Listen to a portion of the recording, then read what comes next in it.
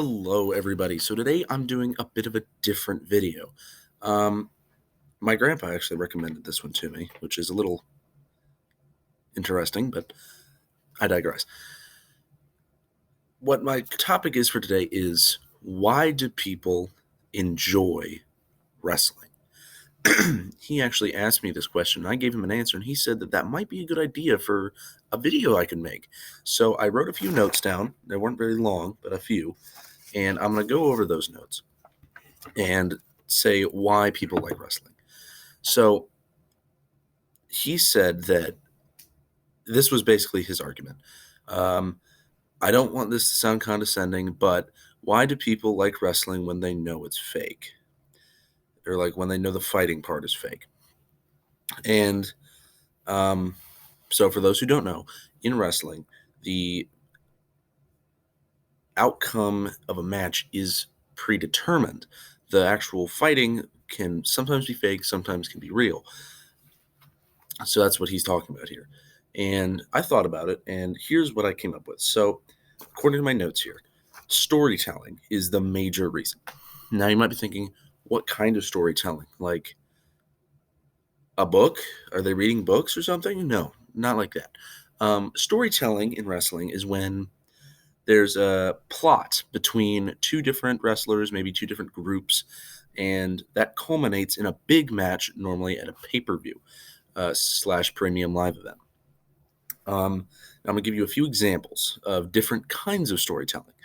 So, an example of a short-term storyline is The Miz and LA Knight, which was recently at Payback. So, a few weeks before Payback, about 3 weeks, I think, The Miz was eliminated from the SummerSlam Battle Royal by LA Knight, and he wasn't happy about this. So he was mocking LA and saying, "Oh, you just say catchphrases and people cheer.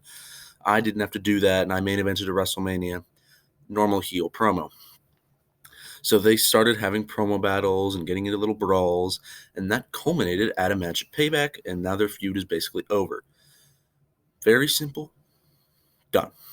Now, maybe that feud can continue, but just as a base point right now, that's a storyline. 3-4 weeks, it's over. LA Knight won. Cena was special guest referee. Storyline was done. Now, that was a very, not necessarily low effort, but not very investable storyline. You're like, oh, yeah, he did do that. Oh, yeah, that makes sense. And then the match happens. You're like, oh, yay, LA Knight won.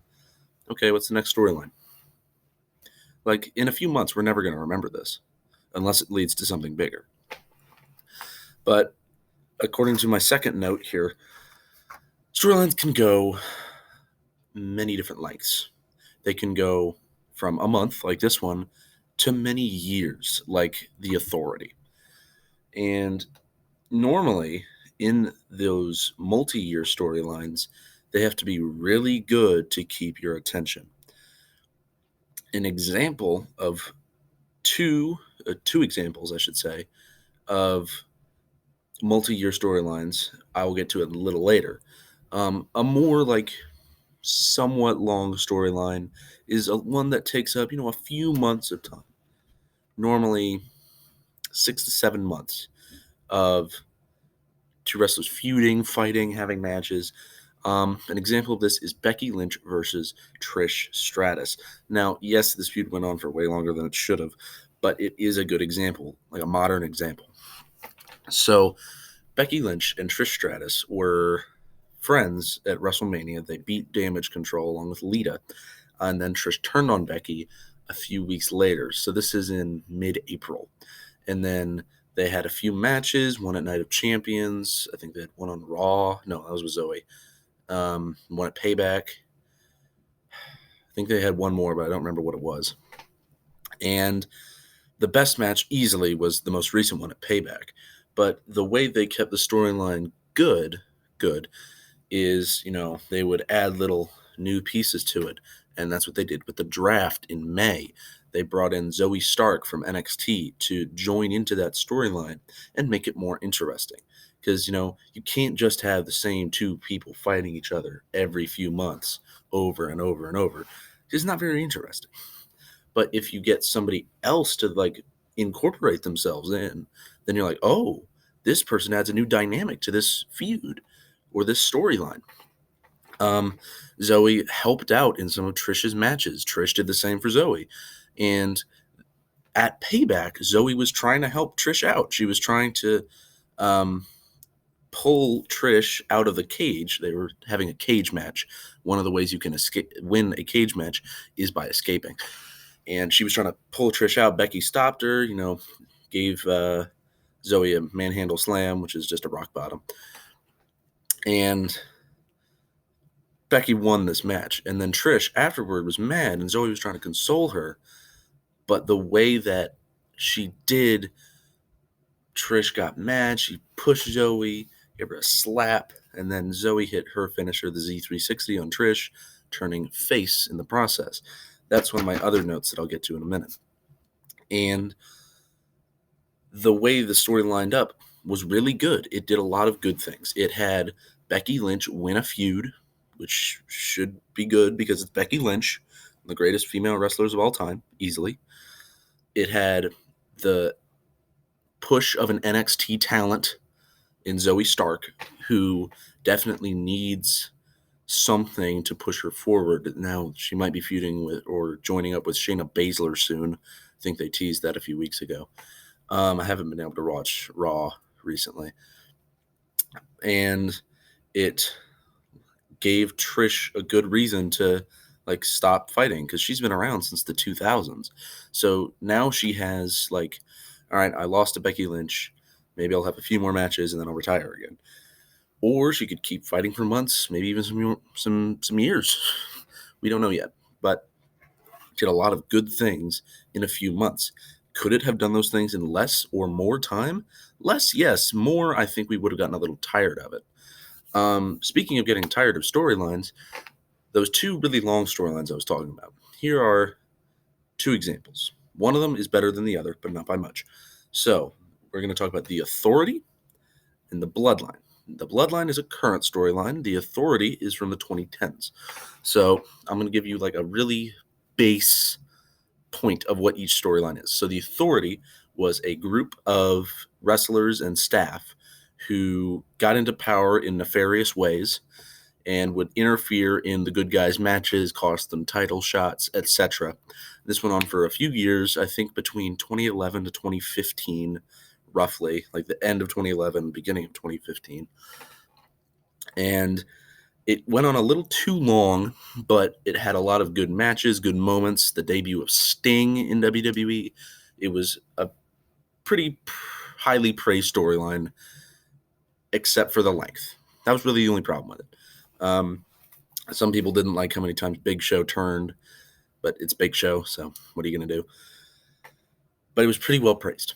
And now we have a more modern storyline in The Bloodline, which has been going on since 2021, I would say, when Jay and Jimmy Uso joined up with Roman Reigns and Paul Heyman. And that storyline was one of the greatest storyline in wrestling until SummerSlam, I would say, and a lot of people say, because it was going so well, maybe even WrestleMania for some people, where Roman was beating everybody. It didn't matter who you were. It would be by cheating every time.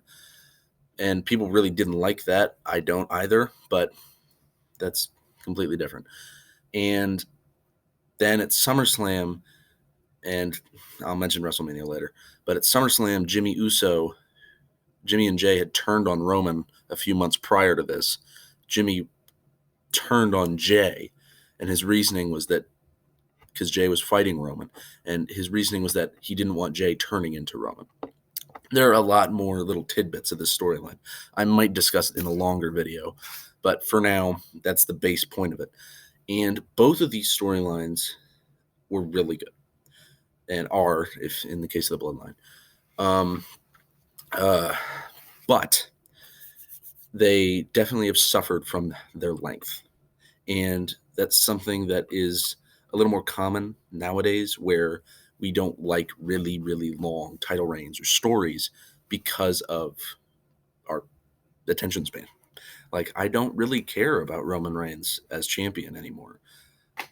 I stopped caring after WrestleMania. I was like, okay, I don't even care anymore. Like, Cody not winning was, I still think, wrong. But some other stuff that will happen in these long storylines is targeting people or targeting factions. This is normally something you'll see at a Survivor Series-esque pay-per-view, where a group will face another group. This Survivor Series, or most recent Survivor Series, for example, it was the Bloodline versus Sheamus, Drew McIntyre, the Brawling Brutes, and Kevin Owens. It was a pretty solid match, pretty great storytelling, overall good. But this, this year, I don't know how they're going to book it. I hope they don't go and do something weird, but I'm going to talk about that in a later video as well. Another reason that people love storytelling is surprises. Now, that can be somebody coming back, it can be somebody debuting, it can be a turn, like the Big Show, where, for those who don't know, a turn is when the bad guy becomes a good guy, or the good guy becomes a bad guy. This can be by attacking somebody, turning on someone, by like leaving them, whatever. And that piece of storytelling can be executed horribly and can be executed perfectly. An example, at WrestleMania X7, widely regarded as the greatest WrestleMania of all time, Stone Cold Steve Austin, regarded as one of the best wrestlers of all time, joined up with Vince McMahon, who he had been feuding with for years. And people loved that Mania except that part. And on Wrestle Talk, they summed it up the best, where right decision, wrong time. And that was very accurate to how that storyline was going, because Austin was the most beloved babyface in the company at the point, and turning him heel just never worked because people always wanted to cheer him. An example of that now is the Street Profits. Nobody wants to boo the Street Profits because they're so fun.